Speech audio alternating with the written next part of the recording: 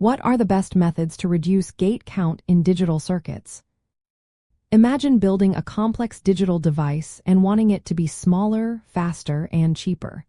The secret lies in reducing the number of logic gates used. When designing digital circuits, every gate adds to the size, power, and cost. So, engineers look for ways to make circuits more efficient by cutting down on gates. One of the most common ways is through Boolean algebra simplification. This means rewriting logic expressions to make them shorter and simpler. By applying rules like combining terms or removing redundancies, you can turn a complicated expression into a more straightforward one. This reduces the number of gates needed to implement the circuit.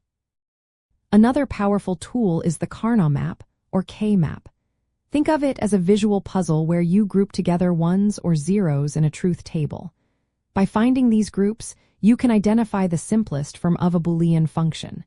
This often results in fewer gates because you eliminate unnecessary logic. For more complex functions with many variables, the Quine-Cluskey's Wedge method comes into play. It uses a systematic tabular process to find the minimal set of prime implicants. This approach is especially useful when Karnaugh maps become too crowded or complicated. It helps identify the smallest number of logic expressions needed to cover all outputs. Using don't care conditions is another trick. These are input combinations where the output doesn't matter. By including these in the minimization process, you can further simplify the logic, leading to fewer gates. Designing with multiple levels of logic instead of just one can also cut down the total gate count.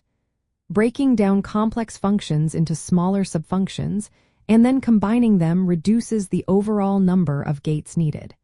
It also makes the circuit easier to manage and troubleshoot. After simplifying the logic, technology mapping helps. This step involves choosing specific gates from a library that can perform multiple functions at once. For example, using a NAND gate that can replace several individual gates saves space and reduces the total count. Employing complex gates like NAND, NOR, or XOR gates can also be beneficial. These gates perform multiple logical operations in one device, which means fewer gates overall. For instance, a XOR gate can replace several AND or AND NOT gates. At the transistor level, optimizing the circuit can lead to fewer transistors, which translates into fewer gates when implemented.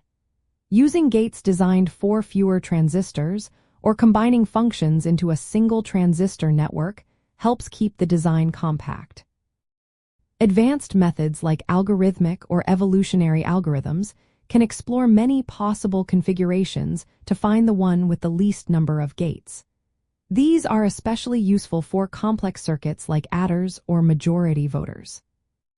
Finally, sharing and reusing common logic blocks across different parts of the circuit reduces duplication. When the same subexpression appears in multiple places, designing it once and reusing it cuts down on the total number of gates needed. All these methods, Boolean algebra, Karnaugh maps, multi-level design, technology mapping, and transistor optimization, work together to make digital circuits smaller, faster, and more cost-effective. They are the foundation of efficient electronics design, especially in processors, memory units, and embedded systems where space and power are limited.